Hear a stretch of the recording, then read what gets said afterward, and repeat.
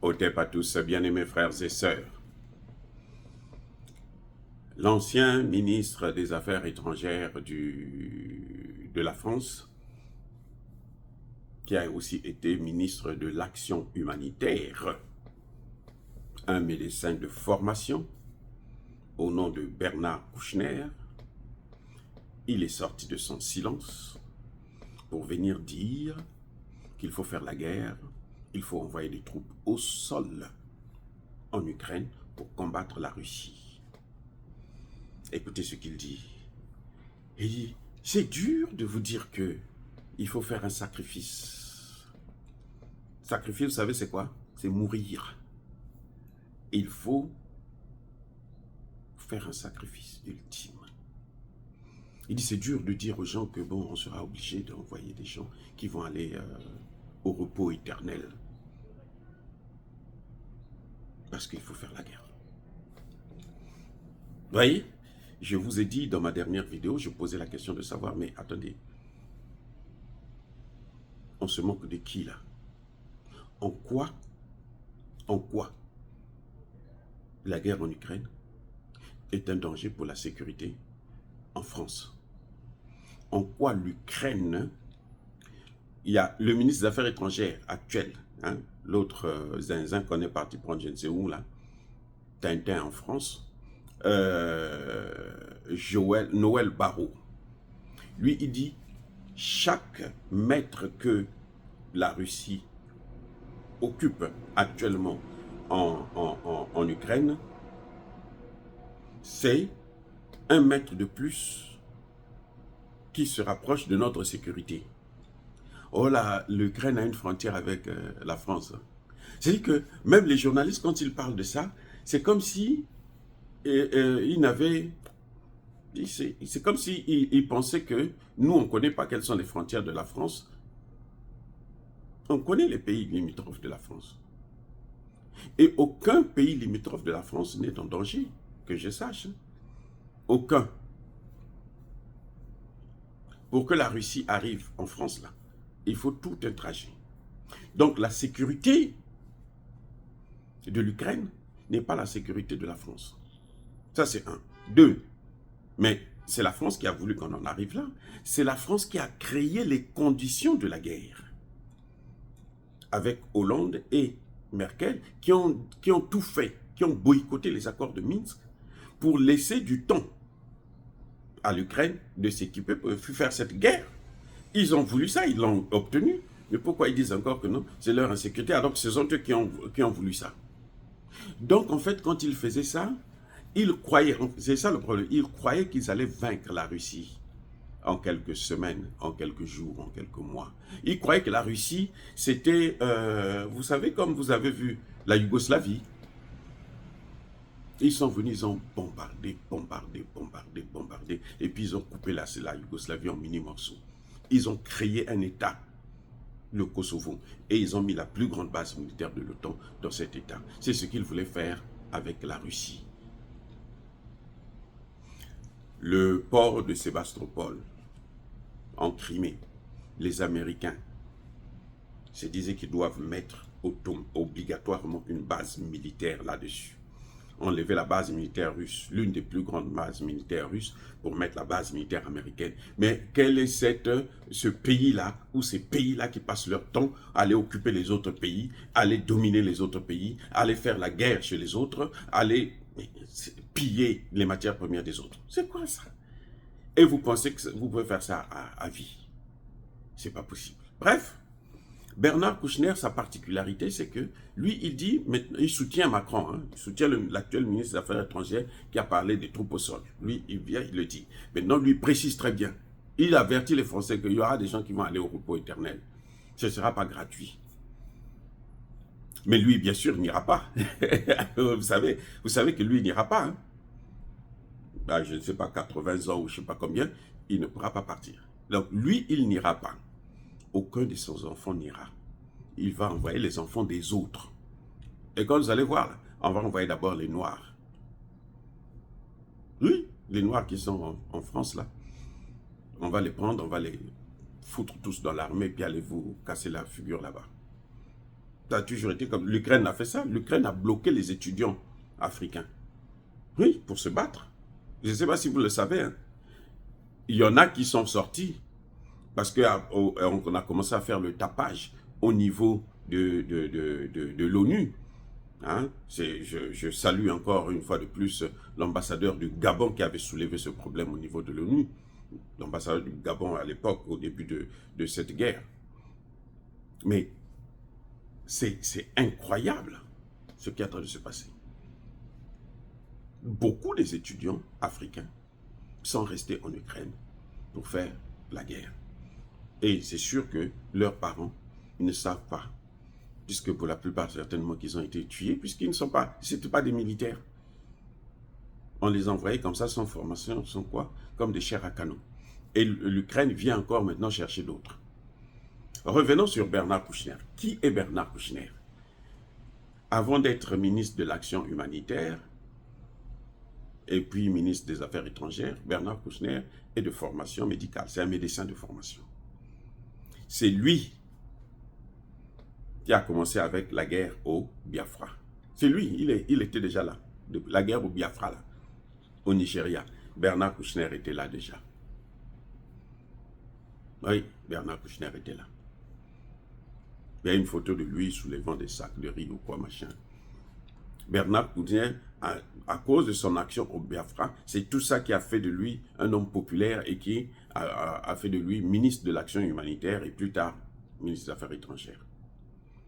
Mais Bernard Kouchner a une particularité, une très grande particularité. C'est lui le père de l'accompagnement médical assisté. Je ne veux pas prononcer le mot. C'est-à-dire quelqu'un qui est malade, qui est à l'agonie, hein, dans une situation difficile, ben, il faut l'envoyer au repos éternel avec des injections. Oui. C'est comme, vous voyez, à l'époque, ici aux États-Unis, il y en a toujours dans certains États, il y a la peine de mort. La peine capitale, on appelle ça. Ici aux États-Unis, encore la peine capitale. Beaucoup de pays en Europe, là, il y a la peine capitale. Là, c'est pour les gens qui sont malades, on leur fait subir une peine capitale. L'inventeur, c'est Bernard Kouchner. Vous rendez compte? C'est normal qu'il puisse demander qu'on puisse accélérer, envoyer des troupes au sol. C'est normal. C'est lui, dans sa tête, là. Il n'y a que ça. Et la théorie qu'il a mis en place, là. Actuellement, le Parlement français veut maintenant mettre une loi. Mais il a commencé ça il y a longtemps. Je ne sais pas si j'étais déjà né quand Bernard Kouchner avait commencé avec ça. L'euthanasie. Bernard Kouchner, c'est l'inventeur. C'est lui qui avait demandé à ce qu'on puisse légaliser ça. Et vous savez pourquoi? Parce qu'il était parti dans d'autres pays en Asie, là. Il a expérimenté ça. Il a massacré des pauvres gens. Il y a des pays où Bernard Kouchner ne peut pas mettre pied en Asie. Si vous prononcez ce nom-là, on peut vous lapider. Et oui, il y a des pays comme ça. Bernard Kouchner, que vous voyez là. C'est un champion d'envoyer des gens au repos éternel de façon pacifique et légale. Bon, là, dans ces pays-là, visiblement, ce n'était pas légal. Le médecin qui est censé soigner, qui a prêté le serment d'Hippocrate, c'est lui qui est censé maintenant vous accompagner pour vous achever. Oui, quand il voit que non, ça c'est un peu compliqué, il vous achève. Allez, allez-y. Oubliez-le. Comment quelqu'un qui a une telle tête peut penser à quel point, une telle réflexion, peut penser apporter la paix dans une guerre d'ailleurs où qui ne convient pas, qui ne les regarde pas d'ailleurs, que eux-mêmes ils ont alimenté, ils ont créé les conditions. L'Allemagne qui était avec eux, l'Allemagne dit non, nous on ne veut plus la guerre, on veut la paix. On ne veut pas l'escalade. Mais lui, Kouchner, il sort quand même pour soutenir la politique de Macron. Pareil pour Barnier. Parce que quand le ministre des Affaires étrangères fait une telle déclaration, le Premier ministre devrait le rappeler à l'ordre tout de suite. Ben, ils ont fait ça avec...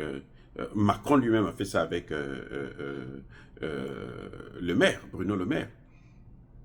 Quand il est sorti pour dire on va détruire l'économie russe, on l'a rappelé à l'ordre, non, je ne dis pas ça.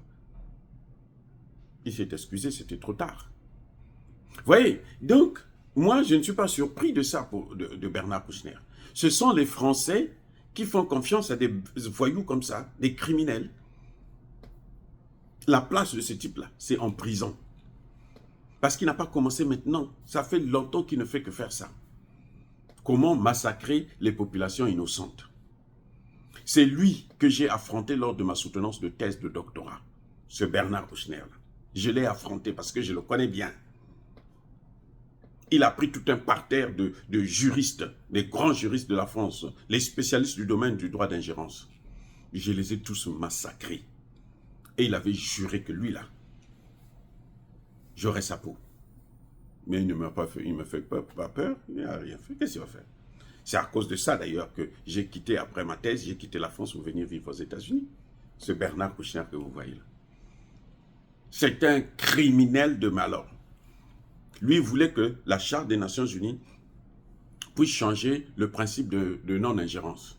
Qu'on puisse donner l'autorisation aux puissances étrangères, aux puissances développées, de s'ingérer dans nos affaires. C'est-à-dire que de coloniser nos pays légalement et de diriger nos pays. On prend nos dirigeants, on met à côté et puis on dirige. Sous prétexte que nous, on n'arrive pas à régler les conflits.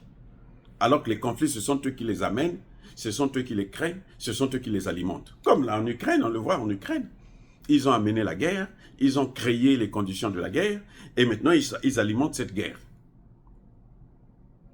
Et après on va dire que c'est Poutine, on va dire que non, bon, où l'Ukraine ne connaît pas gérer son pays, bon, nous on va venir gérer à votre place. Vous croyez que c'est normal ça? C'est des fous. Et ils voulaient que les pays, il y a eu quand je discutais avec des intellectuels africains, beaucoup étaient d'accord, ils vous disaient que non, c'est bien parce que nous, les dictateurs là, ceci, cela. J'ai dit, mais c'est pas ça le problème. Ces dictateurs, ils vont passer, ils vont mourir. Ils peuvent rester là au pouvoir là, même 100 ans. Ils finiront par tomber et quelqu'un d'autre prendra. Mais le pays restera. Et puis ce qu'il voulait faire, lui, légalement, c'est ce que les Libanais sont en train de faire, là. Vous êtes content que les Libanais occupent? On a chassé. Vous avez vu l'opération Déguerpir, là, en Côte d'Ivoire. On a chassé les Ivoiriens de leur lieu de résidence pour laisser la place aux Libanais qui vont construire des buildings, faire leur business. C'est tout. Il n'y a pas d'autre raison. Ce n'est pas pour créer une grande université, une école, un centre médical. Non, non, non, non. C'est pour laisser la place aux Libanais, aux Français et autres pour construire des hôtels, le lieu de tourisme pour eux. Parce que nous, on n'a pas d'argent. Qui va aller se faire le tourisme? Nous, on a besoin de l'argent pour se nourrir. Eux, ils ont besoin de gens qui vont leur apporter plus d'argent dans le tourisme. Le tourisme, c'est quoi? Ce n'est pas celui qui est là qui fait le tourisme. Le touriste, ça vient de l'extérieur. C'est quelqu'un d'autre qui vient pour venir voir ce que vous avez de bon chez vous. Donc, ils voulaient que ça soit comme ça. Nos pays, c'est eux qui gèrent, c'est eux qui prennent, qui font tout ce qu'ils veulent. Et il y avait les plus nuls parmi nous qui pensaient que non, c'est à ce moment que j'avais commencé à dire que la démocratie, là, ça ne nous arrange pas. Et c'est comme ça que j'ai créé la prévention des conflits. Je dis, voilà, quand c'est comme ça, là, ça on est en train de nous amener vers ceci. Et ça va entraîner des conflits. Parce que les populations, les gens qui dorment aujourd'hui dans des cimetières en Côte d'Ivoire, là, parce qu'ils n'ont plus de maisons, de logements détruits par l'État, mais un jour ils vont se révolter. Il ne faut pas croire que non, parce qu'ils sont partis, ils sont faibles, qu'ils sont comme ça. Non. Si ce n'est pas eux qui vont se révolter, c'est leurs enfants qui vont se révolter. Mais c'est une crise, c'est une bombe qui est là, qu'on a créée. Vous voyez? Donc, bref, Bernard Kouchner, moi, il ne me surprend pas, puisque c'est un tueur. C'est un criminel. Et s'il ne fait que faire ce qu'il connaît faire le mieux, commettre des crimes. Et en voilà encore un autre. Il veut envoyer les enfants, les Français. J'espère qu'ils ne comptent pas sur l'Afrique. Parce que l'Afrique ne viendra pas. Les Noirs qui vont aller pour soi-disant aller sauver la France, leur pays là, ces Noirs là seront les premiers à tomber. Vous allez voir. Parce que Dieu n'aime pas les idioties. Dieu n'aime pas des gens qui tout le temps on les tape et puis continuent à mener encore leur tête pour qu'on puisse donner d'autres coups. Non, Dieu n'aime pas ça. Il ne faut pas croire. Il n'y aura même pas de pasteurs qui pourront prier pour vous pour que vous puissiez survivre là-bas. Les amis, soyez bénis, abondamment bénis par le Dieu de Kemet et par nos ancêtres angélisés. Mais que tous ceux qui persécutent le continent africain, le pillent et le déstabilisent, qu'ils soient noirs, blancs, chinois, arabes, juifs, indiens, qui qu'ils soient punis, maudits, foudroyés, neutralisés, écrasés, effacés par le Dieu de Kemet et par nos ancêtres angélisés. Vive l'Afrique éternelle, j'ai dit et j'assume.